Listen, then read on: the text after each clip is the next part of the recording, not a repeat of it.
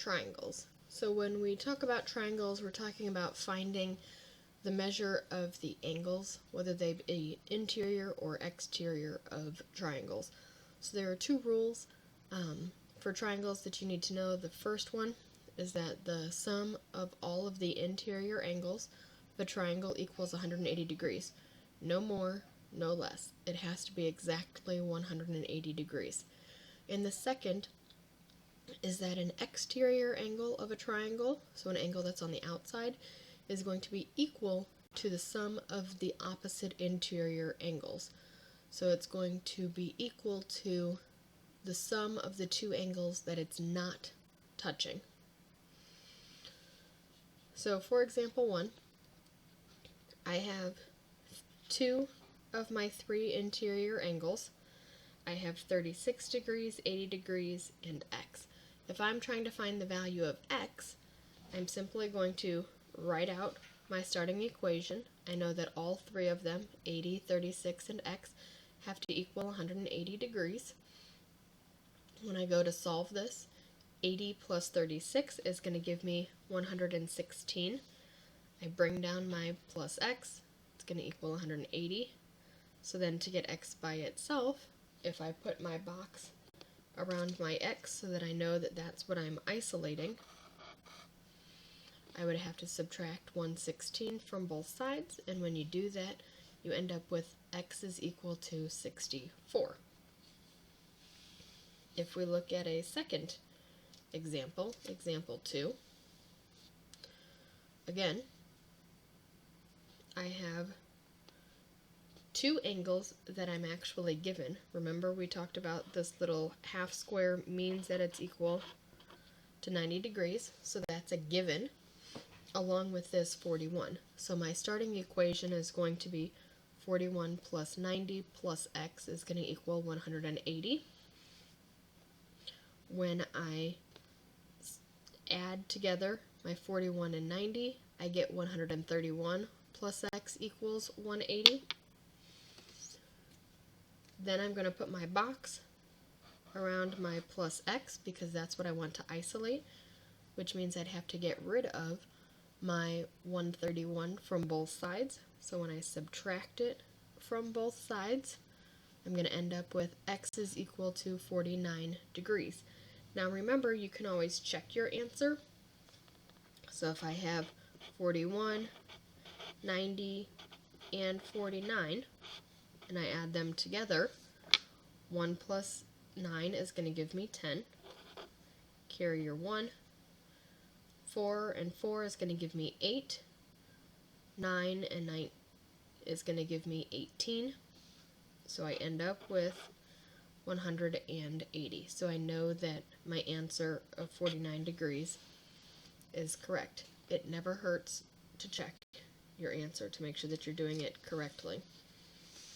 If I look down at example 3, you can see this is the exterior. So I'm trying to find the measure of this outside angle of that triangle.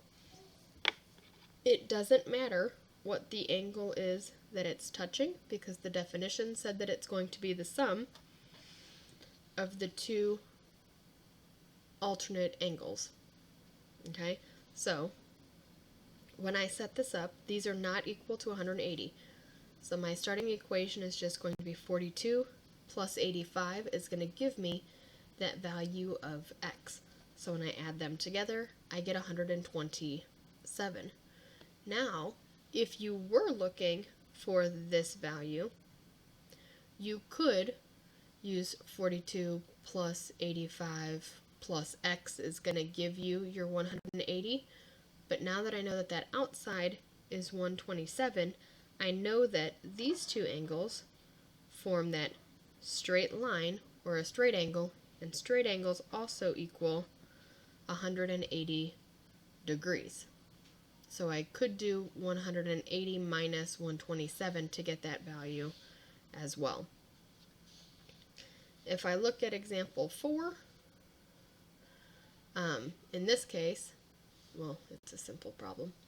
In this case, I don't know one of my inside angles. However, we know that when we add these two together, it has to equal that outside angle. So I know that when I do 30 plus x, my 2 interior, it has to equal that outside. So if I put my box around my x, because that's what I want to isolate, I would have to subtract 30 from both sides. So I end up with x is equal to 130 degrees. And for the last example, this one's a little bit more complicated.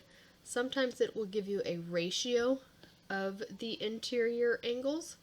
So this is saying you have a 2 to 3 to 4 ratio of your angles. So when I solve these, I use these ratios and I imagine these colons as plus signs. And again, it's going to have to equal 180 degrees, because when I add up my 3 angles, I get 180. So when I put these with variables of x, because that's what I don't know what those values are, I would have the equation 2x plus 3x plus 4x equals 180. When I go about solving this, 2 plus 3 is 5.